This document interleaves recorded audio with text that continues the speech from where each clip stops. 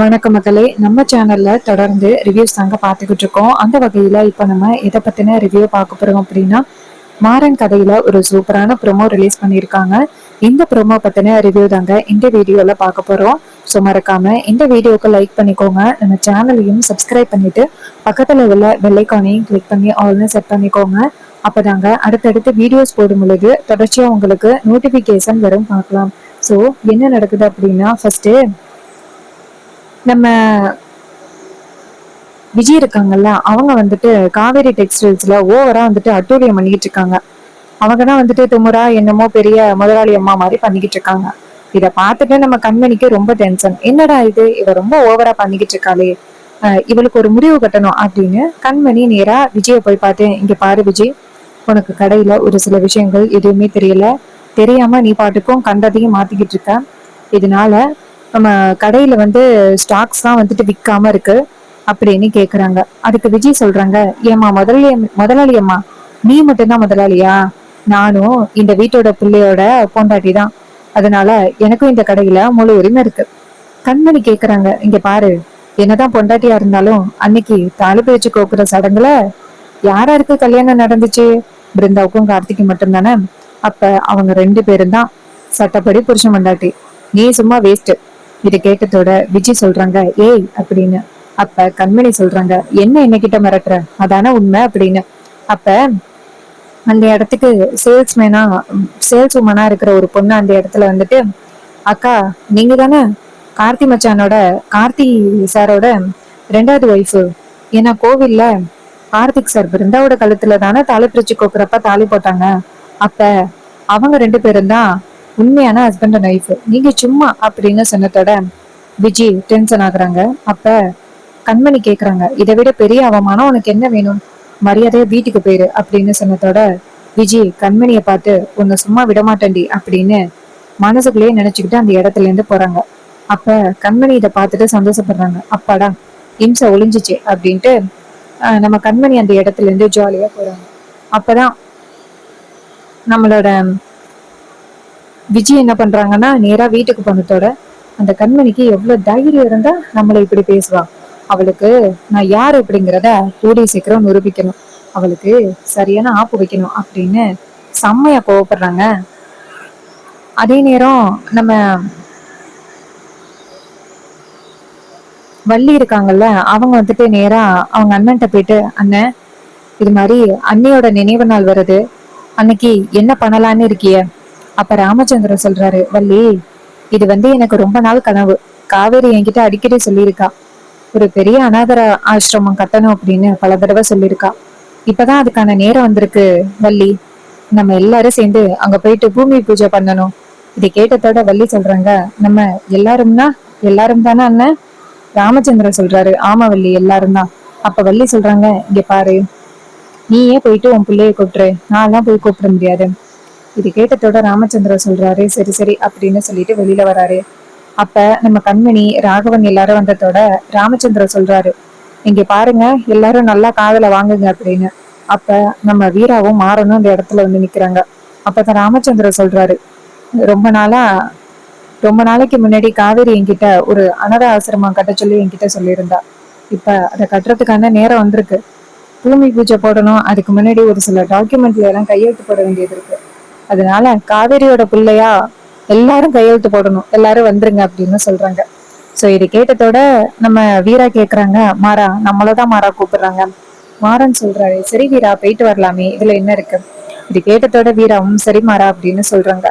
இன்னொரு பக்கம் ராமச்சந்திரன், சரி வாங்க எல்லாரும் போகலாம் அப்படின்னு கிளம்புறாங்க. இது நம்ம விஜய் பாக்குறாங்க. பார்த்துட்டு இந்த குடும்பத்தை எப்படியாவது பிரிச்சு விட்டுறலாம் அப்படின்னு பார்த்தா, வர வர அப்படியே ஆஹ் ரொம்ப நல்ல குடும்பம் அப்படின்ட்டு ஒன்னாவே சுத்திக்கிட்டு இருக்காங்களே, விடக்கூடாது. மாறனையும் அந்த வீராவையும் துரத்தி அடிச்சாலும் ரெண்டும் மறுபடியும் இந்த இடத்துல குடிசை கட்டிக்கிட்டு வந்துட்டு நம்மள ரொம்ப இம்சை பண்ணிக்கிட்டு இருக்குதுங்க. இதுக்கு ரெண்டுகளுக்கும் நம்ம சரியான பாடம் கற்பிக்கணும் அப்படின்னு நினைக்கிறாங்க விஜய். அப்பதான் வீட்டுல உள்ள எல்லாரும் கார்ல போயிட்டாங்க. ஒரு பக்கம் நம்ம ராமச்சந்திரன் வள்ளி எல்லாரும் ஒரு கார்ல, அப்புறமா நம்ம ராகவனும் கண்மணியும் ஒரு கார்ல போறாங்க. அப்ப விஜய் என்ன பண்றாங்கன்னா, நேரா ரவுடிகளுக்கு போன் பண்றாங்க. இத வந்து நம்ம வீரா மாறனும் கவனிக்கல. ரெண்டு பேரும் சேர்ந்து ஆட்டோல கிளம்பிட்டாங்க. விஜய் டக்குன்னு போன் அடிச்சு, இங்க பாருங்கடா, இந்த வாட்டி மிஸ்ஸே ஆகக்கூடாது, கரெக்டா தட்டி தூக்கிடுங்க. இது கேட்டதோட ரவுடிகளும் சரிங்க மேடம் அப்படின்ட்டு சொல்லிடுறாங்க. அந்த விஜய் வந்துட்டு வாட்ஸ்அப்ல வாய்ஸ் கால் தான் அனுப்பியிருக்கா. இன்னொரு பக்கம் ஆட்டோல போயிட்டு இருக்கும் பொழுது நம்ம வீராவுக்கு டக்குன்னு மெசேஜ் வருது. அப்ப மாறன் கிட்ட, மாறா வண்டி ஒரு நிமிஷம் நிப்பாட்டு. மாறன் சொல்றாரு, என்னாச்சு வீரா? வீரா சொல்றாங்க, அந்த விஜய் இருக்கால, யாருக்கோ மெசேஜ் பண்ணியிருக்கா. மாறன் சொல்றாரு, சீக்கிரம் பாரு, ஏதாவது முக்கியமானதா இருக்க போகுது அப்படின்னு. அப்ப வீரா அந்த மெசேஜ் ஓபன் பண்ணி பாக்குறாங்க. பார்த்தா அதுல வந்துட்டு அந்த விஜய் யாரையோ தூக்க சொல்லி பேசியிருக்கா. இத பார்த்ததோட வீராவுக்கு ரொம்ப அதிர்ச்சி. மாறன் கேக்குறாரு, என்ன வீரா இது, யாரையோ காலி பண்ண சொல்லி மெசேஜ் பண்ணிருக்கா? அப்ப வீரா கேக்குறாங்க, நம்ம குடும்பத்துல எல்லாரும் ஒரே கார்ல போனாங்களா? மாறன் சொல்றாரு, இல்ல வீரா, அண்ணியும் அண்ணனும் ஒரு கார்ல போனாங்க, அப்பாவும் அத்தையும் ஒரு கார்ல போனாங்களே. அப்ப வீரா சொல்றாங்க, சரிவா சீக்கிரம் போகலாம் அப்படின்னு சொல்லிட்டு நேரா அந்த அவங்களோட ஃபேமிலி காரை எல்லாம் ஃபாலோ பண்ணிக்கிட்டு போறாங்க. இன்னொரு பக்கம் அந்த விஜய் சொன்ன மாதிரியே ஒரு டேங்கர் லாரி வந்துகிட்டு இருக்கு. அந்த பெரிய லாரி வந்துட்டு நம்ம ராகவனும் கண்மணியும் கார்ல போறாங்கல்ல, அந்த காரை வந்துட்டு ஃபாலோ பண்ணி வந்துகிட்டு இருக்கு. அப்ப ராகவன் நேரா கண்மணி கிட்ட, கண்மணி பின்னாடி பாரு, ரொம்ப நேரமா அந்த லாரி நம்மளை ஃபாலோ பண்ணிட்டு இருக்க மாதிரி இருக்கு, வழி விட்டாலும் போக மாட்டேங்கிறாங்களே. அப்ப கண்மணி சொல்றாங்க, என்னங்க நீங்க நல்லா வழி விடுங்க, அவங்க போயிருவாங்க. ராகவனும் சரி அப்படின்னு சொல்லிட்டு வண்டிய ஓரங்கட்டுறாரு.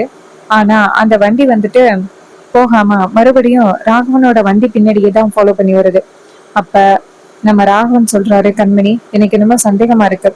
கண்மணி சொல்றாங்க, என்னங்க வண்டியை நிப்பாட்டுறீங்களா? ராகவன் சொல்றாரு, கண்மணி இந்த இடத்துல எந்த இடத்துலயுமே வண்டியை நிப்பாட்ட முடியாது. அப்ப கண்மணி சொல்றாங்க, என்னங்க எனக்கு என்னமோ பயமா இருக்கு. ராகவன் சொல்றாரு, கண்மணி கவலைப்படாத, பாத்துக்கலாம் அப்படின்னு. அப்ப கண்மணி சொல்றாங்க, அந்த விஜய காலையில கடையில வந்து அவமானப்படுத்தின, அதுக்காக அவ ஏதாவது பண்ணிருப்பாளோ? ராகவன் சொல்றாரு, கண்மணி என்ன பேசுற, அந்த அளவுக்கெல்லாம் விஜய்க்கு எதுவுமே தெரியாது. இதை கேட்டதோட கண்மணி சொல்றாங்க, இங்க பாருங்க, உங்களுக்கு விஜய பத்தி தெரியல, அதனாலதான் இப்படி பேசுறீங்க. இது கேட்டதோட ராகவன் சொல்றாரு, சரி இரு, என்ன நடக்குதுன்னு பாக்கலாம் அப்படின்ட்டு காரை மறுபடியும் ஓட்ட ஆரம்பிக்கிறாங்க. அப்ப அந்த லாரி பின்னாடியே தான் வருது. அப்ப அந்த லாரி காருக்கு பக்கத்துல ரொம்ப க்ளோஸா வரத நம்ம ராகவன் பாக்குறாரு. அப்ப காருக்கு முன்னாடி ஒரு பெரிய புழுதி கிடக்குறத நம்ம ராகவன் கவனிக்கிறாரு. அப்ப காரை வேகமா ஓட்டிட்டு போயிட்டு அப்ப கண்மணி சொல்றாங்க, என்னங்க எனக்கு ரொம்ப பயமா இருக்குங்க. ராகவன் டக்குன்னு கதவை திறந்து கண்மணியை பிடிச்சு தள்ளி விட்டுறாரு. இதனால கண்மணி அந்த புழுதியில போய் விழுந்துடுறாங்க. அப்ப டக்குன்னு அந்த லாரி வந்துட்டு ராகவனோட காரை இடிக்க, அப்ப ராகவன் போயிட்டு அந்த ஒரு பெரிய செங்கல்ல இடிச்சிடுறாரு. இதனால ராகவனோட தலையில பயங்கரமா அடிபட்டுருது. அதே நேரம் நம்ம மாறனும் வீராவும் அந்த பக்கமா வரும் பொழுது ஒரு காரு விபத்துக்குள்ளாகி கிடக்குறத பாக்குறாங்க. கண்மணி ஒரு ஜல்லியில வந்துட்டு மயக்கம் போட்டு கிடக்குறாங்க. நம்ம மாறனும் வீராவும் ஓடி வந்து ராகவனையும் கண்மணியையும் பாக்குறாங்க. கண்மணி மயக்கத்துல இருக்காங்க. வீரா கண்மணியை வந்துட்டு முகத்துல தண்ணி தெளிச்சு கலப்புறாங்க. கண்மணி கண்முழிச்சத்தோட அவர் எங்க அப்படின்னு கேட்டுட்டு அங்க என்ன வந்து பாக்குறாங்க. ராகவனோட தலையில பயங்கரமா அடிபட்டு இருக்கு. அப்ப ஆம்புலன்ஸ் எல்லாம் வர வச்சு ராகவனா ஹாஸ்பிட்டல் கூட்டிட்டு போறாங்க. கொண்டு போயிட்டு நேரா அட்மிட் பண்றாங்க ஹாஸ்பிட்டல்ல. ஹாஸ்பிட்டல்ல ராகவனுக்கு ட்ரீட்மெண்ட் நடக்குது. அப்ப வீரா சொல்றாங்க, மாமா கிட்ட விஷயத்த சொல்லு. அப்ப மாறன் சொல்றாரு, அப்பா ஒரு நல்ல காரியமா போயிருக்காரு, இந்த நேரத்துல சொல்லணுமா? வீரா சொல்றாங்க, மாறா சொல்லிதான் ஆகணும், சொல்லு. மாறணும் சரி அப்படின்னு சொல்லிட்டு நேரா ராமச்சந்திரனுக்கு போன் பண்றாங்க. ராமச்சந்திரா போனை பார்த்துட்டு, என்ன இது, அவங்க யாரும் இன்னும் வராம போன் பண்ணிக்கிட்டு இருக்காங்க. வள்ளி, நான் அப்பவே சொன்னால சீக்கிரம் வரணும்னு, ஏன் இப்படி லேட் பண்றாங்க? அப்ப வள்ளி சொல்றாங்க, அண்ணன் என்னாச்சுன்னு தெரியல, போன் பண்ணி தான் கேளு. ராமச்சந்திரனும் போன் அட்டன் பண்ணி ராகவன் கிட்ட, டே ராகவா எங்கடா இருக்க? அப்ப வீரா டக்குன்னு போனை வாங்கி, மாமா இது மாதிரி ராகவன் மாமாவுக்கும் கண்மணிக்கும் விபத்தாயிருச்சு, சீக்கிரம் வாங்க. இதை கேட்டதோட ராமச்சந்திரனுக்கு பேரதிர்ச்சி ஆகுது. என்ன வீரா சொல்ற? அப்ப வீரா சொல்றாங்க, சீக்கிரம் வாங்க மாமா. இது கேட்டதோட ராமச்சந்திரனும் இதோ வர வீரா அப்படின்னு சொல்லிட்டு போனை கட் பண்ணிட்டு நேரா வள்ளிக்கிட்ட, வள்ளி ஏதோ விபத்தாகிருச்சா, ஹாஸ்பிட்டல்ல இருக்காங்களாம். இதை கேட்டதோட வள்ளிக்கு செம ஷாக்கு. ஐயோ என்னன்னா சொல்ற?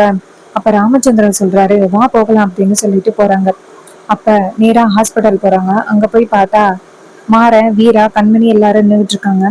அப்ப ராமச்சந்திரன் இங்கேருந்து வந்துட்டு, ஏய் ராகவனுக்கு என்னடா ஆச்சு, என்னடா ஆச்சு அப்படின்னு கேக்குறாங்க.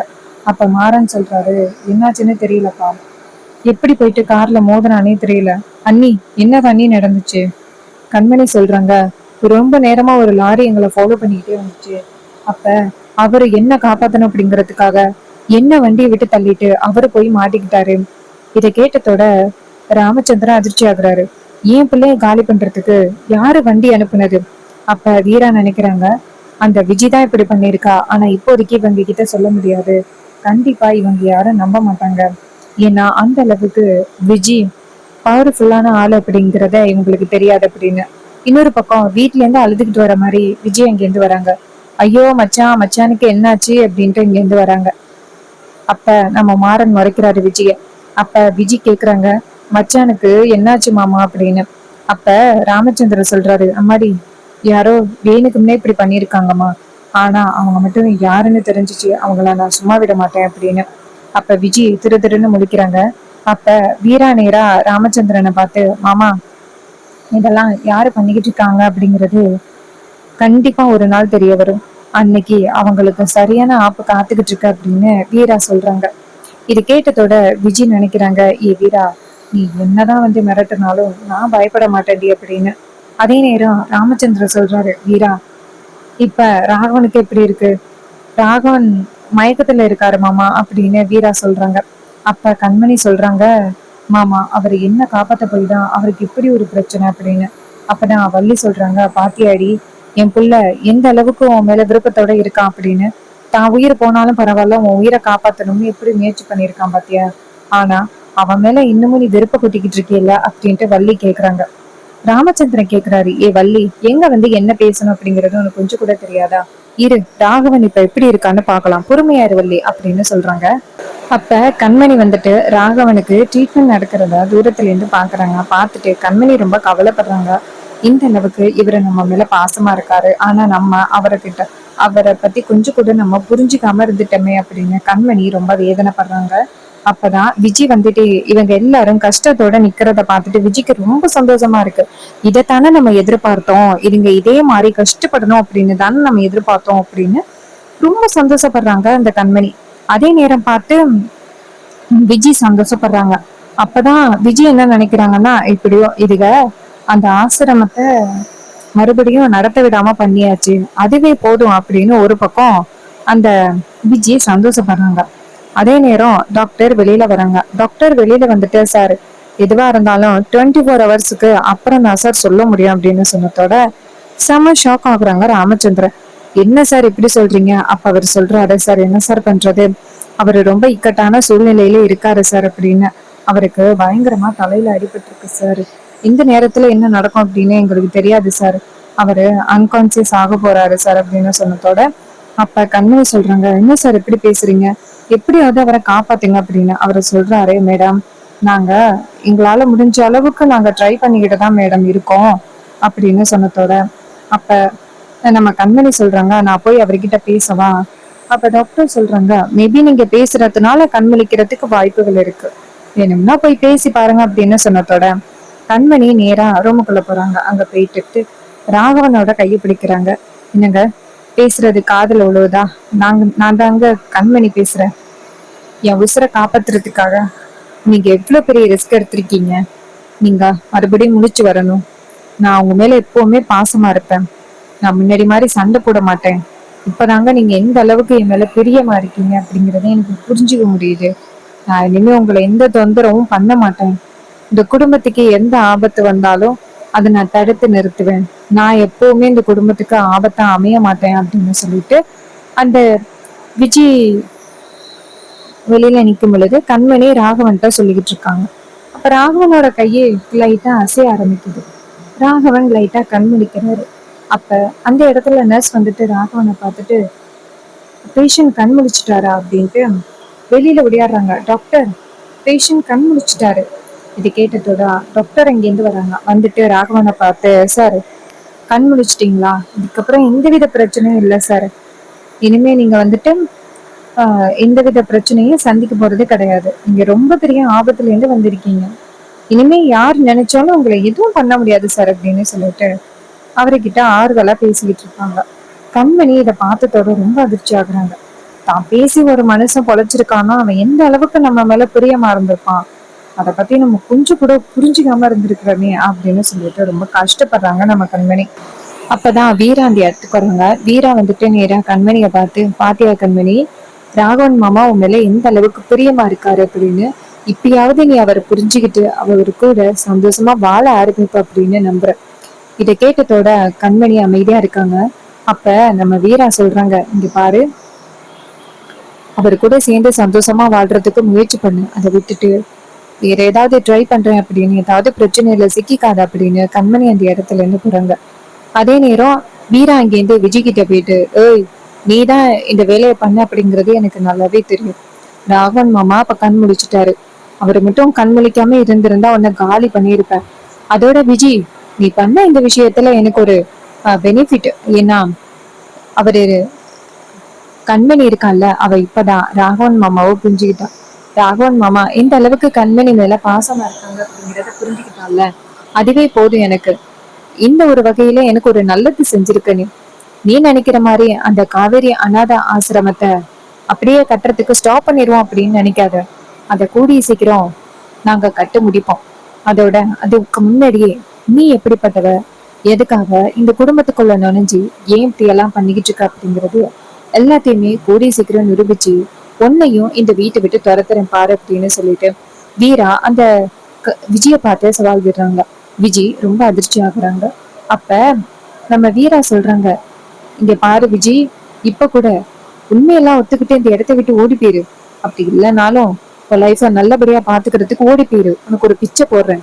அப்ப விஜய் வீராவை பார்த்து, என்னடி நானும் அமைதியா இருக்கேன்னா நீ ஓவரா பேசிக்கிட்டு இருக்க, இங்க பாரு, நான் யாரு அப்படிங்கறது உனக்கு தெரியல. என் அப்பன் என் கூட எவ்வளவு சந்தோஷமா தெரியுமா இருந்தான், நான் என் அப்பா மேல எவ்வளவு பாசமா இருந்தேன் தெரியுமா.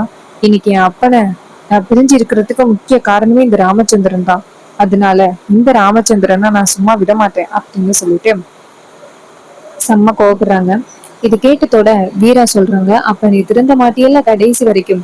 அப்ப விஜய் சொல்றாங்க, இங்க பாருடி, திருந்த மாட்டேன்டி, இந்த குடும்பத்தை காலி பண்ணிட்டு தாண்டி இந்த ஊரை விட்டு போறேன் அப்படின்னு சொல்லிட்டு செம்மையா பேசுறாங்க. ஸோ இந்த கதை உங்களுக்கு எந்த அளவுக்கு பிடிச்சிருந்துச்சு அப்படின்னு மறக்காம கமெண்ட்ல சொல்லுங்க. இதே மாதிரி இன்னுமே அப்டேட்ஸ் நம்ம சேனல்ல நீங்க தொடர்ந்து பார்க்கணும் அப்படின்னாலும் மறக்காம நம்ம சேனலை சப்ஸ்கிரைப் பண்ணிட்டு பக்கத்துல உள்ள பெல் ஐகானையும் கிளிக் பண்ணி ஆல்னு செட் பண்ணிக்கோங்க. அப்பதாங்க அடுத்தடுத்து வீடியோஸ் போடும் பொழுது விஷயம் உங்களுக்கு நோட்டிஃபிகேஷன் கண்டினியூஸா வரும், பார்க்கலாம். ஸோ இதே மாதிரி நெக்ஸ்ட் வீடியோல பார்ப்போம். தேங்க்யூ ஃபார் வாட்சிங்.